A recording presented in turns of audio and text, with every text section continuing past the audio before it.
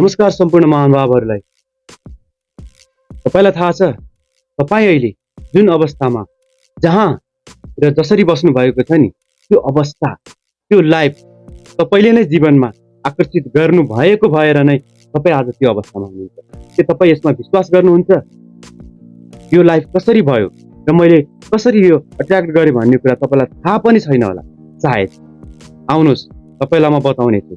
जुन आज तपाईँले जीवन बिताइरहनु भएको छ त्यो तपाईँले नै आफ्नो जीवनमा त्यसलाई स्वागत गर्नुभएको, बोलाउनु भएको र अहिले पनि बोलाइरहनु भएको छ, त्यसलाई स्वागत गरिरहनु भएको छ, त्यसलाई अँगालिरहनु भएको छ।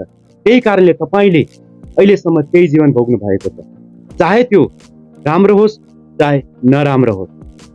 र तपाईँ अहिले पक्कै पनि भन्नुहुन्छ होला हामीले त यो कसरी चाहिँ नराम्रो जीवनलाई चाहिँ जीवनमा आकर्षित गर्छौँ र सबैले राम्रो नै चाहन्छन् होइन र? तपाईँको यो प्रश्न आउनुहुन्छ हो र सुन्नु भएको होला तपाईँले लभ, अट्र्याक्सन, म्यानिफेस्टेसन के हो त यो आखिर? किन यसप्रति सम्पूर्ण जगत दुनियाँ करोडौँ अरबौँ व्यक्तिहरू यसप्रति पागल छन्, यसलाई जान्छन्, बुझ्छन् र आफ्नो जीवनमा अप्लाई गरेर राम्रो लाइफ, राम्रो गाडी, घर, बङ्गला, दौलत, यस आराम जिन्दगी चाहन्छन्? कसरी चाहिँ यो सम्भव भएर उनीहरूले यस लभ अट्र्याक्सनको टेक्निकलाई फलो गरेर आफ्नो जीवन परिवर्तन गरे र कसरी जो व्यक्तिहरूले यसलाई जानेनन्, बुझेनन्, जसले यसलाई जानेनन्, बुझेनन्, गरिबीमा बसेका छन्, नकारात्मक विचारहरूमा फसेका छन् र अझैसम्म पनि उनीहरू त्यस विचारबाट, त्यो नकारात्मक अवस्थाबाट उनीहरू माथि उठ्न सकेका छन्। किन यो सब आखिर किन कसरी? आउनुहोस् बुझौँ। लभ अट्र्याक्सन यो आखिर के हो र how does it work, how to apply in our life, यसलाई हामीले कसरी जीवनमा परिवर्तन गर्न सक्छौँ, यसलाई अप्लाई गरेर यसको के हो त, यो आखिर कहाँबाट सुरु भयो, कसरी सुरु भयो, कसरी प्रयोग गर्ने भन्ने कुराहरू म तपाईँलाई अवश्य बताउने। आखिर यो सिद्धान्त कहाँबाट आयो? यो सिद्धान्त पहिलेदेखि नै करोडौँ सालदेखि नै अगाडि नै यो सिद्धान्त थियो। जसरी लभ ग्राभिटी छ, गुरुत्वाकर्षणको नियम जसरी छ यस ब्रह्माण्डमा, त्यसै गरी लभ अट्र्याक्सन पनि पहिलेदेखि नै करोडौँ अरबौँ वर्षौँदेखि नै लभ अट्र्याक्सनको सिद्धान्त आइरहेको थियो र यसलाई केवल मानिसहरूले, थाहा पाउने व्यक्तिहरूले प्रयोग गरेर उनीहरू जीवनलाई, आफ्नो जीवनमा चाहेका कुराहरूलाई आफ्नो प्राप्त गर्न सके भने, र जसलाई थाहा भएन तिनीहरूले नेगेटिभिटी, नकारात्मक कुराहरूमा उनीहरू फसे र लाइफमा अहिले पनि उनीहरू स्ट्रगल नै गरिरहेका छन्। यो कसरी सम्भव भयो? र गौतम बुद्धले पनि भनेका छन्। आउनुहोस् के भनेका छन् गौतम बुद्धले हेरौँ। गौतम बुद्धले भनेका छन् all that we are is the result of what we have thought. It is founded on our thought and made up of our thought. मतलब हामी जे छौँ हाम्रो जिन्दगीमा यो हाम्रो परिणाम हो।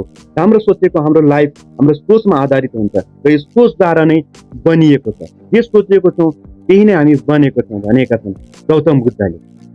He is able who thinks he is able. तपाईँ सक्षम छु भन्ने सोच्नुहुन्छ भने तपाईँ सक्षम हुनुहुन्छ। तपाईलाई लाग्छ म यो गर्न सक्छु भन्ने तपाईले गर्न सक्नुहुनेछ। What we are today comes from our thoughts of yesterday and our present thoughts build our life of tomorrow. Our life is a creation of our own mind.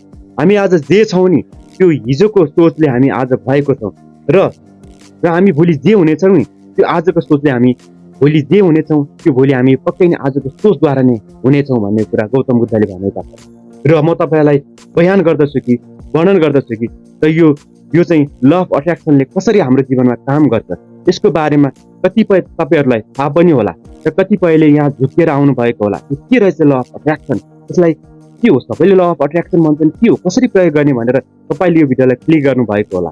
तर तपाईँलाई लाग्छ यो कुनै कोइन्सिडेन्स होइन।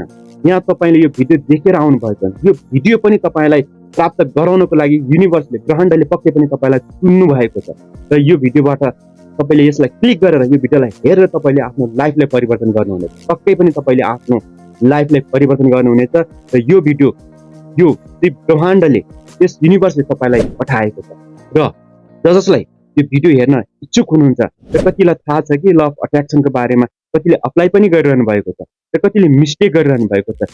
के भइरहेछ, मैले त गरिरहेको छु, मैले अप्लाई गरिरहेको छु, यसको नियमको बारेमा मलाई अलिअलि थाहा पनि छ र गर्दैछु। कहिले हुन्छ कहिले हुँदैन, फेरि कहिले काहीँ हुन्छ होला जस्तो हुन्छ, फेरि हुँदैन। यो कसरी भयो, किन भयो, यो मिस्टेक के भयो, कहाँ हामी चुक्यौँ भन्ने कुराहरू पनि म तपाईँहरूलाई अवश्य प्रस्तुत गराउने छु है त। र यो जान्नुभन्दा अगाडि म तपाईँहरूलाई भन्दछु कि द ल अफ अट्र्याक्सन यो कसरी चाहिँ हाम्रो माइन्डमा काम गर्छ, कसरी यो नियम चाहिँ यस युनिभर्समा, यस ब्रह्माण्डमा यसले काम गर्छ भन्ने कुराहरू म तपाईँलाई जानकारी गराउने छु।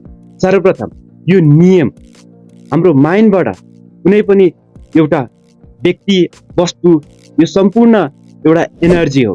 यो हाम्रो साइन्सले पनि प्रुभ गरिसकेको छ र हाम्रो फिजिक्स, क्वान्टम फिजिक्सहरूमा पनि यसको विभिन्न ठाउँमा लेखिएको छन् कि सम्पूर्ण वस्तु, व्यक्ति जति पनि छन् सबै एनर्जी हुन्। एनर्जीद्वारा हामी बनेका छौँ। यो ब्रह्माण्ड पनि एनर्जी एउटा हो भन्ने कुराहरू तपाईँहरूलाई पनि थाहा होला र पढ्नु पनि भएको छ होला। आउनु, हाम्रो दिमागबाट एउटा भाइब्रेसन उत्पन्न हुन्छ। त्यो भाइब्रेसन, त्यो वेभ्स भनेको हाम्रो इलेक्ट्रोम्याग्नेट वेभ्स निक्लिन्छ हाम्रो एउटा ब्रेनबाट। त्यसलाई नै हामी फ्रिक्वेन्सी भन्छौँ, भाइब्रेसन भन्छौँ। यानि कि त्यो भाइब्रेसनद्वारा नै हामीले त्यो ल अफ अट्र्याक्सनमा काबु गर्न सक्छौँ। त्यो ल अफ अट्र्याक्सन हामीले के चाहेको छौँ त्यसलाई अट्र्याक्ट गर्छौँ। त्यो वेभले नै हामी कसरी हुन्छ भन्दाखेरि त्यो वेभ जब हामी सोच्छौँ नि, त्यो तरङ्ग निक्लिन्छ हाम्रो माइन्डबाट।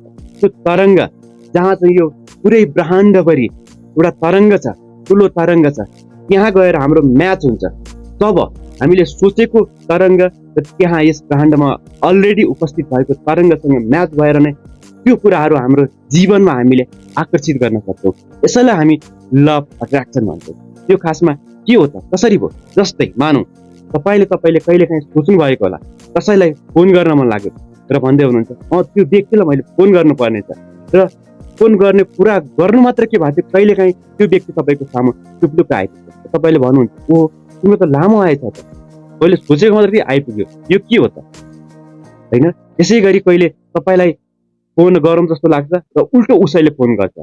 त्यो व्यक्तिले महिनौ दिनसम्म फोन गरेको थिएन र आखिर तपाईँले सोच्ने बित्तिकै त्यो व्यक्तिले कसरी फोन गर्यो।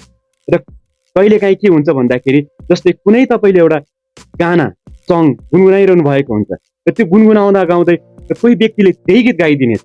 यो के हो त? यो आखिर के हो? कोइन्सिडेन्स भन्नुहुन्छ तपाईँहरूले, यसलाई के भन्नुहुन्छ?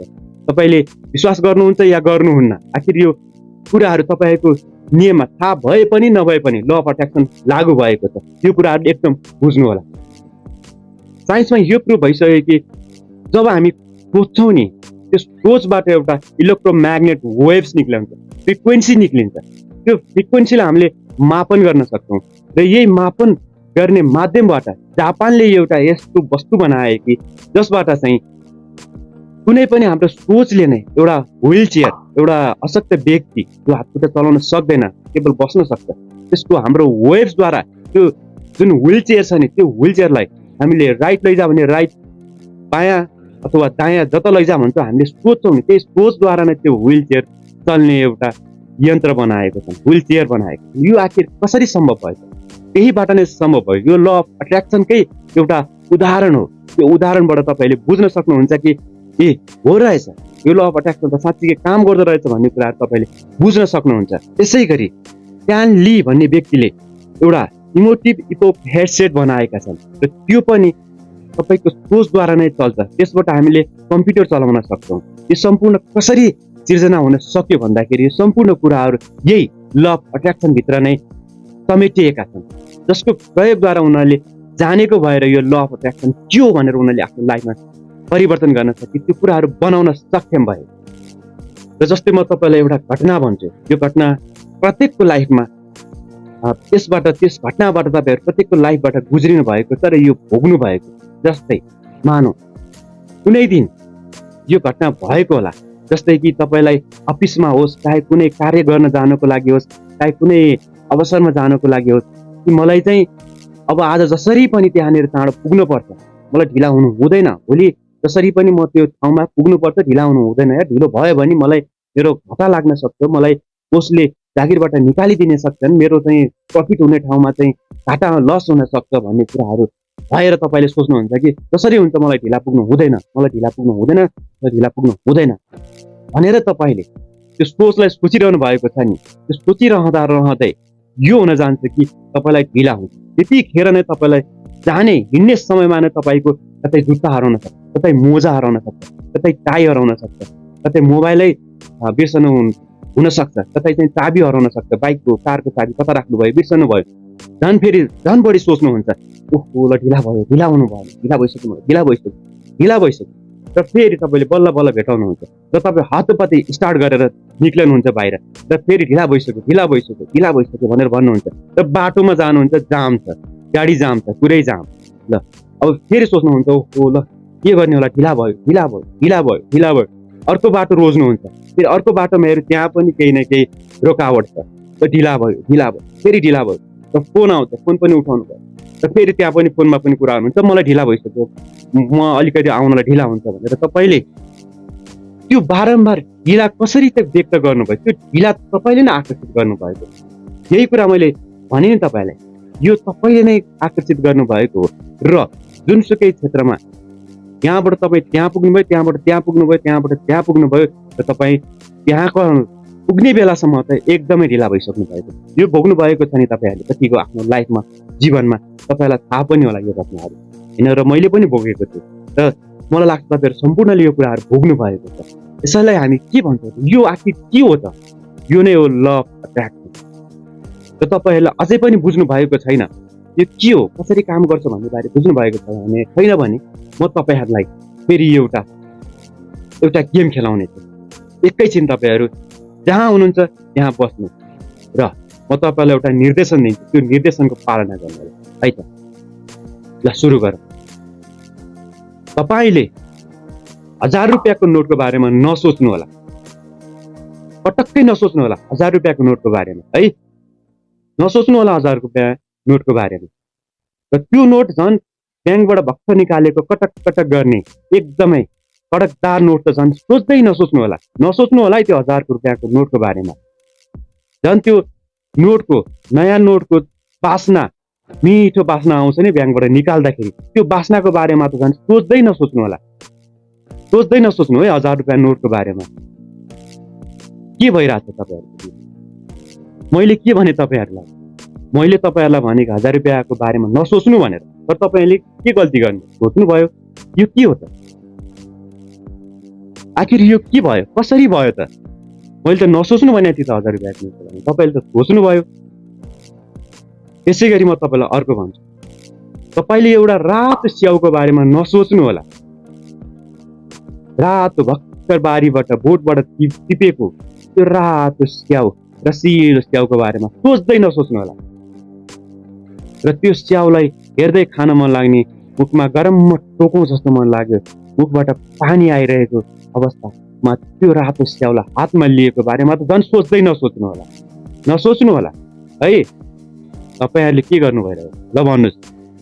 मैले तपाईँहरूलाई त्यसको बारेमा नसोच्नु भनेर भनेको थिएँ नि, तर तपाईँहरूले त सोचिरहनु भयो। आखिर यो किन भयो, कसरी भयो? यो के हो? यही नै हो तपाईँको माइन्डको गेम, यही हो ल अफ अट्र्याक्सन। तपाईँलाई मैले अघि नै भनिसकेको छु। तपाईँहरूले भन्नु होला कसले चाहिँ चाहन्छ र आफ्नो लाइफलाई चाहिँ नराम्रो होस्, मेरो जीवनमा समस्या होस् भनेर कसले चाहिँ चाहन्छ? सबैले राम्रै चाहन्छ नि होइन र? हो, यही त हो तपाईँहरूमा मिस्टेक हुने, तपाईँहरूले गर्नुभएको कुराहरूमा कहाँ चाहिँ तपाईँहरू चुक्नु भयो भन्ने कुरा तपाईँलाई अहिले भर्खरै मैले तपाईँहरूलाई प्रस्तुत गरेको छु नि। यही हो तपाईँहरूको गल्ती, यही हो ल अफ अट्र्याक्सन। तपाईँहरूले समस्यालाई आकर्षण गर्नुभयो। भन्नुहुन्छ नि मेरो त काम नै चलेको छैन, मेरो त लाइफमा एकदम समस्या चलिरहेको छ, म त गरिब छु, मसँग पैसै छैन, मोबाइलमा नि पैसा छैन, उसलाई जानुहुन्छ सुनाउनु, मसँग पैसा छैन, मेरो यो भएन, कामै हिजो आज मन्द छ, कामै चलेको छैन, मेरो लाइफमा समस्या चलिरहेको छ, प्रब्लम छ, यता सुनाउनुहुन्छ, फोनमा सुनाउनुहुन्छ, मान्छे अर्को व्यक्ति भेट्नुहुन्छ उसलाई सुनाउनुहुन्छ, समस्या छ। यो के हो त? आखिर यो समस्या भनेर तपाईँहरूले के एउटा फ्रिक्वेन्सी यो युनिभर्सलाई छोड्नु भएको छ, फ्रिक्वेन्सी, प्रब्लमको फ्रिक्वेन्सी छोड्नु भएको। जस्तै एउटा रेडियो तपाईँहरूले त चलाउनु भएको होला नि, ट्युनिङ गरिन्छ नि, तब त्यो फ्रिक्वेन्सी, जब त्यो ट्युनिङसँग म्याच हुन्छ नि तब मात्र त्यहाँ गीत बज्छ, गाना बज्छ, समाचार बज्छ। त्यो जबसम्म त्यो ट्युनिङ हुँदैन नि, त्यसको ठ्याक्कै ट्युनिङ पोइन्टमा नभइकन त्यहाँबाट गाना बज्छ। त्यसै गरी तपाईँहरूले आफ्नो लाइफलाई पनि होइन समस्या छ मेरो लाइफमा भन्दै यहाँ युनिभर्समा भएको त्यस भाइब्रेसनसँग म्याच गराउनु, यहाँबाट तपाईँको समस्या झन् बढ्दै जान्छ, झन् बढ्दै जान्छ, झन् बढ्दै जान्छ, झन् बढ्दै जान्छ। त्यो समस्यालाई तपाईँले आकर्षण गरिरहनु भयो। यो कुराहरू तपाईँले बुझ्नु नै भएको छैन। हो, यही नै हो लभ, एट्र्याक्सन, म्यानिफेस्टेसन। के हो आखिर बुझ्नुभयो तपाईँले? आफ्नो लाइफमा कसरी आकर्षण गर्नुभएको रहेछ, चाहेर या नचाहेर। यो थाहा थिएन होला तपाईँहरूलाई योभन्दा अघिल्लो अवस्थामा, योभन्दा अघिल्लो जीवनमा, योभन्दा पहिला तपाईँलाई थाहा थिएन होला, र अहिले थाहा पाउनु भयो। अथवा कतिले केही कुराहरू थाहा थियो। अब यो कुराहरू म तपाईँहरूलाई यसरी वर्णन गर्नेछु नि। मैले भने नि, यो भिडियो तपाईँले पाउनु भनेको नै यस युनिभर्सले तपाईँलाई सुनेर यो भिडियो हेर, तेरो लाइफ परिवर्तन हुँदैछ भनेर यो भिडियो तपाईँहरूलाई पुर्याएको, तपाईँहरूको सामु पुर्याउनु भयो र यो क्लिक गर्नुभयो। यो क्लिक गर्नु भनेको नै तपाईँको लाइफ आजबाट नै परिवर्तन हुन लाग्यो भन्ने कुराहरू बुझ्नु होला। हो, यही हो लभ एट्र्याक्सन। अब यसको विस्तृत रूपमा म तपाईँलाई जानकारी गराउनेछु। मसँग जोडिरहनु होला।